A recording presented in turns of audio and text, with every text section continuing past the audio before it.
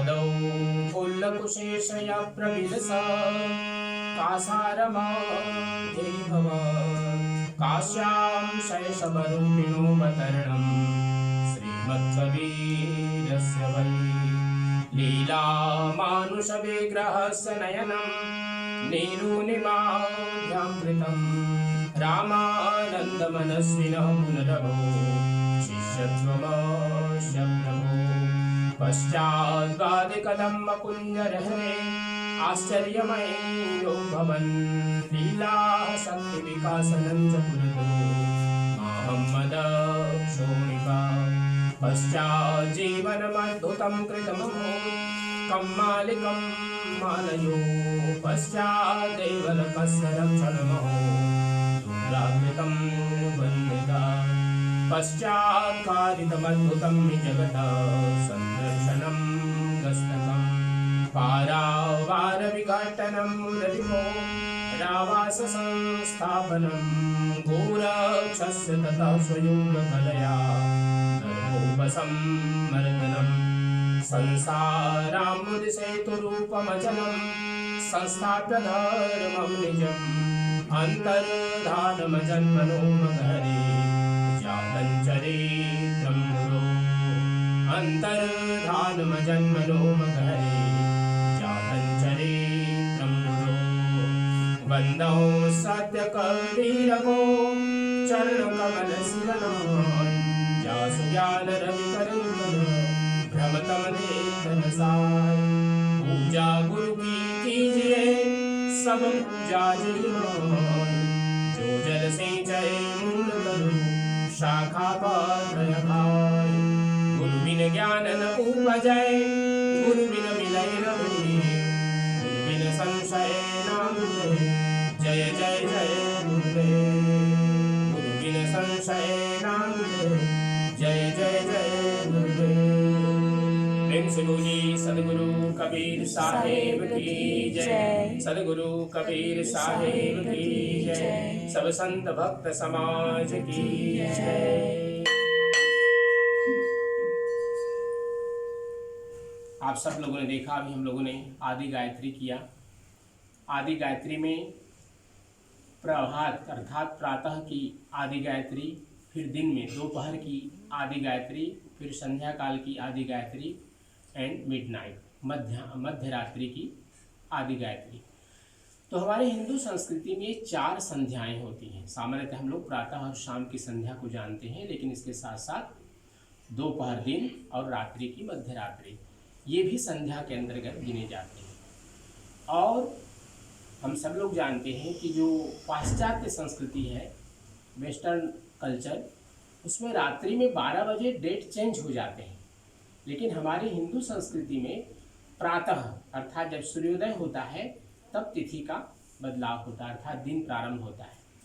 इसलिए पंचांग या जन्म कुंडली आदि जितने काम होते हैं तो सूर्योदय को लेकर के फिर वो पंचांग ये जो कुंडली आदि बनाई जाती है उसको तैयार किया जाता है।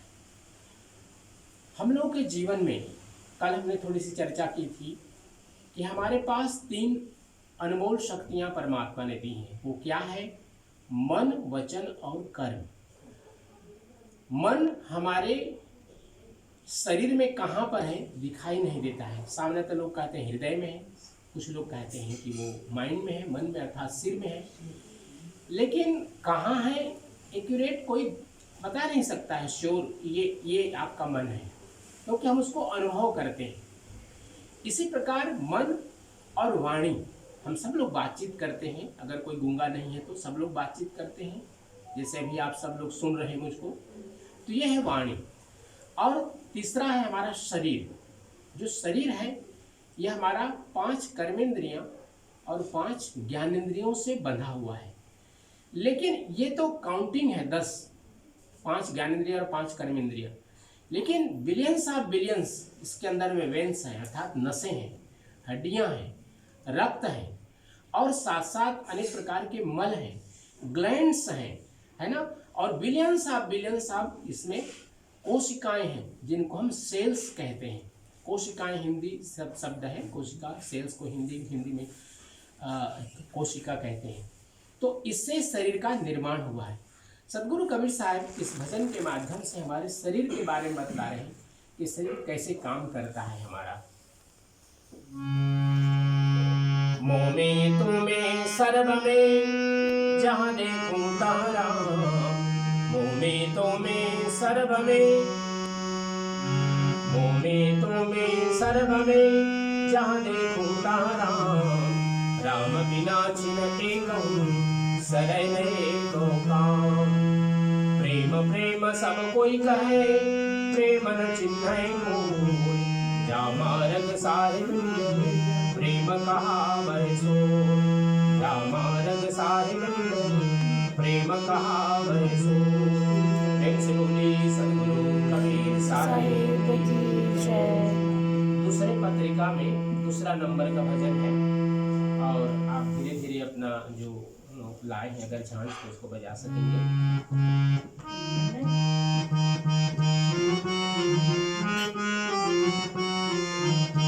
भोले काया में सुगनवा बन के लहरी, भोले काया में सुगनवा बन के लहरी, बन के लहरी, बन के लहरी, भोले काया में, भोले काया में सुगनवा बन के लहरी, भोले काया में सुगनवा बन के लहरी।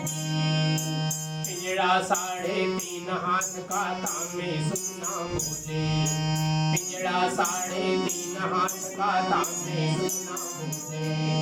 कभी कभी मस्ती में आके, कभी कभी मस्ती में आके दिल का जौहर डोले, सनवाया नवा बन के लहरी, डोले सनवाया नवा बन के लहरी, भोले काया में।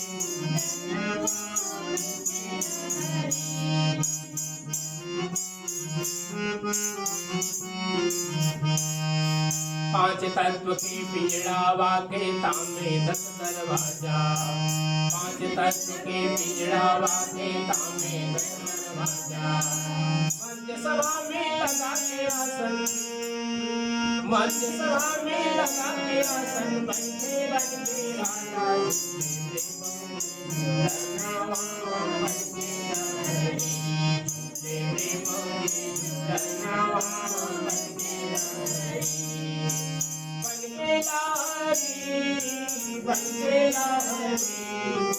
काया में, भोले काया में सुगनवा बन के लहरी, भोले काया में सुगनवा बन के लहरी। आपन सेवा के खातिर मेरा नौबत रानी, आपन सेवा के खातिर मेरा नौबत रानी। वही रानी से बात करत है, वही रानी से बात करत है, आपो भरे हमारी माने मुनों कहनावा बन के लहरी, माने मुनों कहनावा बन के लहरी, बन के लहरी, बन के लहरी, भोले काया में, भोले काया में सुगनवा बन के लहरी, भोले काया में सुगनवा बन के लहरी। कहे कबीर हो जा दिन सुगना पिंजड़े से उड़ गई है, कहे कबीर हो जा दिन सुगना पिंजड़े से उड़ गई है। सोना ऐसी जला के काया, सोना ऐसी जला के काया, असवर मैं आपने गनावा बन के लहरी, मैं आपने गनावा बन के लहरी, बन के लहरी, बन के लहरी, बन के लहरी, भोले काया में, भोले काया में सुगनवा बन के लहरी, भोले काया में सुगनवा बन के लहरी, भोले काया में सुगनवा बन के लहरी। सद्गुरु कबीर साहिब की जय।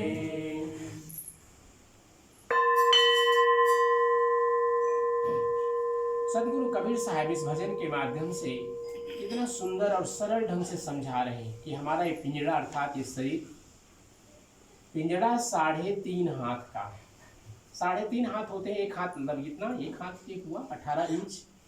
प्रत्येक आदमी का जो शरीर है उसके अपने हाथ से ये 3.5 हाथ का होता है, अर्थात 3 हाथ प्लस हाफ। तो ये सभी के शरीर का जो पिंजड़ा है, बना हुआ शरीर है, इतने इसकी लंबाई होती है। और इसमें क्या होता है, 5 तत्व हैं। 5 तत्व अर्थात चित्त जल पावक गगन और समीर, हम सब लोग जानते हैं 5 एलिमेंट्स। तो ये शरीर के अंदर में भी है और शरीर के बाहर भी है। बाहर में शरीर, ये जो 5 तत्व हैं वो दिखाई देते हैं, लेकिन शरीर के अंदर में जो 5 तत्व है सामान्यतया नहीं दिखाई देता है। हम लोग क्या देखते हैं, पानी, पृथ्वी और ज़्यादा से ज़्यादा वायु, क्योंकि श्वास लेते हैं। इसके अंदर में आग है ना, आग है इसके अंदर में, चौथा तत्व है, और आकाश तत्व है। तो ये जो 5 तत्व हैं शरीर के अंदर में, देखिए ना, बहुत से लोग कहते हैं आपके अंदर आग की कमी हो गई, अग्नि कमी हो गई है, अर्थात जिनके भोजन पचाने की शक्ति कमज़ोर हो जाती है, डाइजेस्टिव सिस्टम को, उनको कहते हैं कि आपकी अग्नि कमज़ोर हो गई है। तो शरीर के अंदर में ये सारे तत्व हैं। ये जो हमारा डायबिटीज़ का जो प्रॉब्लम होता है, अग्निसार उसको हिंदी में कहते हैं, अग्न्याशय, अग्नि आशय, जहाँ पर आग रहता है, जहाँ से हमारा ग्लूकोज जलता है और वो कन्वर्ट होता है एनर्जी में। तो शरीर में सबसे ज़्यादा बीमारी जो पैदा करता है वो क्या है, टॉक्सिन है। अनेक प्रकार का ऐसे हम लोग भोजन कर लेते हैं जो शरीर को ज़रूरत नहीं है, तो वो जमा होता है, वो क्या करता है, जो हमारे ग्लैंड्स हैं उसको ब्लॉक करता है। तो डॉक्टर क्या कहते हैं, बार बार आप लोग ज़्यादा से ज़्यादा 3 लीटर से 4 लीटर ठंडा पानी नहीं, गर्म पानी पीजिए, तो आपको कभी किसी प्रकार का रोग नहीं होगा। आपके ग्लैंड्स क्लीन हो जाएंगे, साफ हो जाएंगे, आपके ब्लड साफ हो जाएंगे और आप निरोगी हो जाएंगे। तो ये शरीर के अंदर में ये 5 तत्व क्या काम करते हैं, हमारे शरीर के जो काम है, इनके जो चलने का, क्योंकि एक प्रकार से ये 5 तत्व मिल करके हमारे अंदर में एक एनर्जी डेवलप करते हैं और उससे शरीर हमारा चलता है। कुछ चीज़ें हैं जो हमारा उस पर कंट्रोल नहीं है, जैसे दिल का धड़कन हमारा कंट्रोल नहीं है, श्वासों का चलना, हम सोए रहते हैं फिर भी चलता रहता है। Same like mind also, we can't control that, हम लोग उसको कंट्रोल नहीं कर सकते। हम यहाँ पर बैठे हैं, जैसे मैंने कहा था कल भी कि हम यहाँ पर बैठे हैं लेकिन मन इधर उधर जाता है। हम बातें भी सुनते हैं, पाठ भी करते हैं, हवन में बैठते हैं, पूजा में बैठते हैं, कहीं मंदिर, मस्जिद, गुरुद्वारा, चर्च में जाते हैं, लेकिन थोड़ी देर के लिए मन हमारा एकाग्र होता है। आप लोग अद्भुत बात जानेंगे, जब आप मंदिर में जाते हैं, है ना, मंदिर में जाते हैं, पूजा करते हैं, फल फूल चढ़ाते हैं, जो कुछ भी करते हैं, विधि करते हैं, हम लोग हवन आदि करते हैं, लेकिन मन में शांति कब मिलती है, जब हाथ जोड़ते हैं और हमारी आंखें बंद होती है ना, और ध्यान करते हैं, तब हमारे मन को शांति मिलती है। तो इसका अर्थ यह है, जब तक हमारा मन बहिर्मुख है, अंतर में सुख कभी नहीं प्राप्त होगा। पहला भोजन, एक भूखा आदमी हो उसका एक अच्छा भोजन, यमी भोजन आप उसको दीजिए। पहले के जो 3-4 कौर होते हैं वो कितने स्वादिष्ट होते हैं, लेकिन उसके बाद पता चलता है नमक ज़्यादा है, पता चला कि तेल ज़्यादा है इसमें। जब तक भूख है, पहला जो 2-4 कौर होते हैं बड़े स्वादिष्ट लगते हैं। ऐसे ही हर सुख में, जीवन के जितने सुख आते हैं, सुनने का, कोई गाना अच्छा आ रहा है जो आपको पसंद है, कोई ऐसा भजन जो मुझे पसंद है, तो हम उसको ध्यान लगाकर सुनते हैं, आँखों को बंद करके, पेट पीछे लगा करके आराम से सुनते हैं। तो ये जो जीवन में हमारे आनंद है, आनंद का जो स्रोत है वो हमारे अंदर में है, और उसी को परमात्मा का अंश कहा गया, जीव कहा गया। क्योंकि शरीर को सुख नहीं मिलता है, शरीर तो जड़ है ना, शरीर मर जाता है, शरीर रहता है, मृत्यु के बाद भी शरीर वही रहता है, लेकिन उसके अंदर क्या नहीं है, अब उसके अंदर में जीव नहीं है, चेतना नहीं है, उसमें जो एक जीवंतता है वो समाप्त हो जाती है। इसीलिए हम लोग कहते हैं कि मृत हो गया, अब इसको श्मशान पहुंचाना चाहिए, जो भी विधि करना हो विधि उसकी होनी चाहिए। तो इसके साथ साथ हमारा 5 एलिमेंट्स, 3.5 हाथ का ये पूरा शरीर का पिंजड़ा, और इसके साथ आया 10 इंद्रियां। 10 इंद्रियों में हम लोग 10वां इंद्रिय है ना, 10वां इंद्रिय जो हमारा यहाँ पर है आप लोग देखे होंगे जब बच्चा छोटा सा होता है तो ये बच्चा कितना यहाँ पर गीला जैसे लूज होता है ना, यहाँ पर जब आप उसको छुएंगे छोटे बच्चे को तो ये लूज होता है, मतलब काफ़ी मुलायम होता है, सॉफ्ट होता है यहाँ पर। लेकिन धीरे धीरे बड़े होते हैं हम लोगों का ये कड़ा हो जाता है। तो वो 10वां द्वार है, ये 10वां द्वार है, शरीर का 10वां द्वार है। तो हमारे अंदर में ये जो 10 द्वार हैं, 10 द्वारे का पिंजड़ा तामे पंछी पौन, साहब कबीर कहते हैं ये शरीर 10 द्वार का पिंजड़ा है, 10 दरवाजे इसमें बने हुए हैं और 10वां द्वार ये है। और उसको ज्ञान भक्ति और साधना के माध्यम से इस 10वें द्वार को खोला जाता है और फिर सहस्रार जो चक्र है उसमें पहुंच करके उस परमात्मा का दर्शन करते हैं। ये विधि सदगुरु कबीर साहब ने सुरति शब्द योग के माध्यम से बतलाई है। आप लोग कभी बैठे किसी गुरु सदगुरु के पास में, आपको उस साधना की विधि पद्धति भी समझाएंगे कि सार शब्द सुरत योग क्या है, कैसे हम अपने जीवन रहते हुए परमात्मा का दर्शन कर सकते हैं, सत्यलोक का दर्शन कर सकते हैं। ये सब विधियाँ सदगुरु कबीर साहब ने बतलाई हैं। आज का जो मुख्य विषय जिस पर हम बात करना चाहते हैं वो हमारा है 5 तत्व। हमने देख लिया, 10 द्वार भी देख लिए और इसके साथ 5 ज्ञानेंद्रिय और 5 कर्मेंद्रिय भी हम लोगों ने देख लिया। अब इसके बाद आता है ये शरीर में हमारा 3 हर समय स्थिति बनी रहती है। हमने मन वचन और कर्म भी जान लिया। 3 स्थिति क्या है? ये है सात्विक, राजसिक और तामसिक। ये 3 हमारे जो तत्व हैं, है ना, 3 तत्व, 5 तत्व 3 गुण पहले, तो 3 गुण है ये। 3 गुण में हमारा मन कभी सात्विक होता है, जैसे भी आप लोग बैठे हैं यहाँ पर तो सात्विक प्रवृत्ति, क्योंकि सत्संग सुन रहे हैं, पूजा में बैठे हैं, तो इसको हम कहेंगे सात्विक प्रवृत्ति। इसके बाद हम लोग महाप्रसाद पाएंगे। महाप्रसाद अगर सात्विक है तो सात्विक है, अगर असात्विक है तो असात्विक है वो, तो फिर वो राजसी में चला जाएगा। इसी प्रकार जब हम किसी की बुराई करते हैं, क्रोध के आवेश में होते हैं, मोह लोभ में के आवेश में होते हैं, किसी को हम उसको नीचे दिखाने का प्रयास करते हैं या कोई दूसरा गलत बुरा काम करते हैं, तो सब तामसिक प्रवृत्ति में आ जाता है। तो साधारणतया इन तीनों का एक एक नाम दे दिया गया। क्या नाम दिया? सतोगुण ब्रह्मा, सतोगुण विष्णु और रजोगुण ब्रह्मा और तमोगुण शंकर। तो वेदों में कहा गया स एव रुद्रः स एव ब्रह्मा स एव विष्णु, अर्थात ये तीनों अलग अलग नहीं है। कहानी जिनके हम सुनते हैं शिव पुराण में, ब्रह्म पुराण में और विष्णु पुराण में, श्रीमद् भागवतम में, ये कथा उन महापुरुषों की है जो इस संसार में आए, जिन्होंने लीलाएं की, उनकी कथा सुनते हैं। लेकिन सदगुरु कबीर साहब ने कहा जाकर नाम अकहुआ रे भाई ताकर काह रमैनी गाय। रमैनी का अर्थ होता है कथा। जो अकह है, अचिंत है, निर्गुण है, निराकार है, उसकी कोई कथा नहीं होती। तो ये नाम दे दिया गया हमारे समझने के लिए। लेकिन जिनकी कथा सुनते हैं वो कथा वाले देवता और कोई हैं, लेकिन जो वास्तविक परात्पर ब्रह्म है वो कोई और है।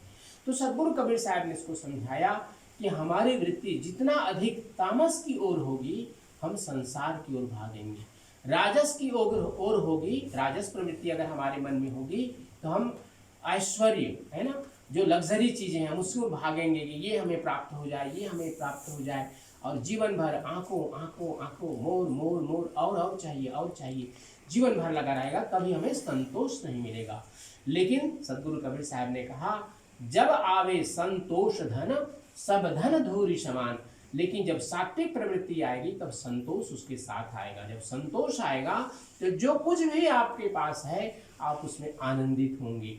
जो भी, क्योंकि नींद ऐसा नहीं है कि आप 5 लाख रुपए का एक बढ़िया वाला सोने का बना हुआ उसमें पिलर हो और उसमें बढ़िया सा मसनद हो और डनलप के गद्दे लगे हों तभी नींद आएगी। नींद अगर आपको आ रही, आप थके हुए आपने काम किया है, तो एक चटाई बिछाएंगे और आराम की नींद सो सकते हैं। इसी प्रकार भोजन के लिए कोई जरूरी नहीं कि बहुत स्वादिष्ट अच्छे पकवान की आवश्यकता है। आपने एक साधारण टमाटर की चटनी बना ली और 2 पराठे मिल गए, आराम से तृप्त हो गए, उससे आपको पूरी तृप्ति मिल जाती है। तो इसी प्रकार भोजन, शयन, जितने भी हमारे शरीर की आवश्यकताएं हैं उनके लिए बहुत महंगी वस्तुओं की आवश्यकता नहीं है। लेकिन हमारी राजसी प्रवृत्ति, जो हमारे अंदर में राजस प्रवृत्ति है, वो हमें भगाती है कि नहीं, हमें और चाहिए और चाहिए और चाहिए। और यही जब व्यक्ति जब तामस की ओर जाता है तो जब नहीं मिलता है कोई सामान तो उसके लिए बुरा काम करता है। कोई ड्रग का कारोबार करने लगते हैं, कोई ब्लैक कारोबार करते हैं। आप तो पुलिस वाले हैं, आप जानते हैं कि कितने कितने प्रकार के गलत काम होते हैं पैसे के पीछे। तो हम सब लोगों को हमारे गुरुजन ऋषि मुनि यही सिखाते हैं कि तामस राजस से जितना कम हम उस ओर भागें उतना अच्छा हमारे जीवन के लिए है। क्योंकि ये हमने 84 लाख योनों में यही किया है। 84 लाख योनों में सदा हमने कभी सात्विकता जाना ही नहीं। भले भूलवश है ना, कोई शब्द हमारे कान में पड़ गए हों चींटियों और लिजार्ड के माध्यम से, लेकिन एक मनुष्य मात्र है जो सात्विकता की ओर जा सकता है। और तमसोमा ज्योतिर्गमय क्यों कहा गया कि अंधकार से हमें प्रकाश की ओर क्यों बढ़ने के लिए ऋषि हमें प्रेरित करते हैं? इसीलिए करते हैं कि अब तक तुम तमस में थे, अब अंधकार से तुमको प्रकाश की ओर जाना है। मृत्युर्मा अमृतम गमय, अब तक तुम मरते रहे, 84 लाख योनि में मरते रहे, अब तुम्हारे समय आया है तुम अमृतत्व को प्राप्त करो।